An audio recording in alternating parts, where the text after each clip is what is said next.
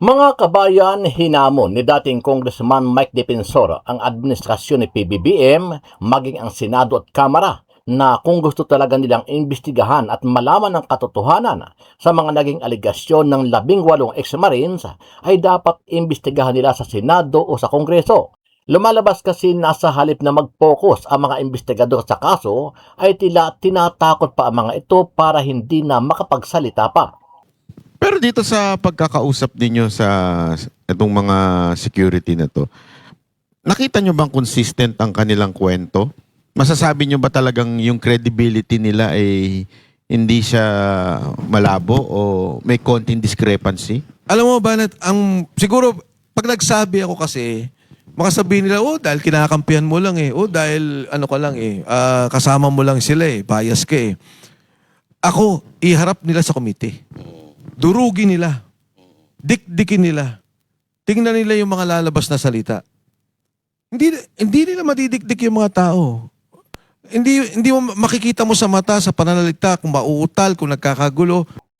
Matatandaan na naglabas ng sabina ang NBI para kina Mike Defensor sa kanyang asawa at sa lahat ng kanyang mga kasamahan, kabilang na ang 18 Marines na nagsiwalat ng delivery ng mali-malitang pera sa bahay nila Martin Romualdez, Saldico at maging kay Pangulong Bongbong Marcos Jr.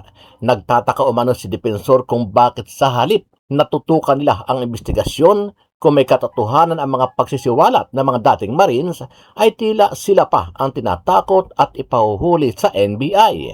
Sa akin, naintindihan ko yung trabaho ng mga kasamahan natin, nakasundaluhan, naintindihan ko yung intelligence, pero sayang naman yung resources ng gobyerno. Sayang yung mga tao, sayang yung pera, sayang yung lahat. Kung ito yung imbestigahan nila, imbis yung korupsyon mismo. Di ba yung resources na to eh? Eh kung ini-intel nila, ano ba yung perang yun? Saan kinuha? Pinuntahan nila yung lugar. Chinek nila kung totoo, CCTV, ng mga pinagbigyan ng pera. Eh di mas may pupuntahan yung bansa natin. Ang nangyari, kung sino nagsasalita, yun ang kinakasuhan. Kahit saan ako pumunta yung mga sundalo pag gumalaw, parating sinusundan.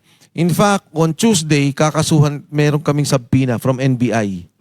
Ang basic na sinasabi lang ang participation ko, nag-live ako.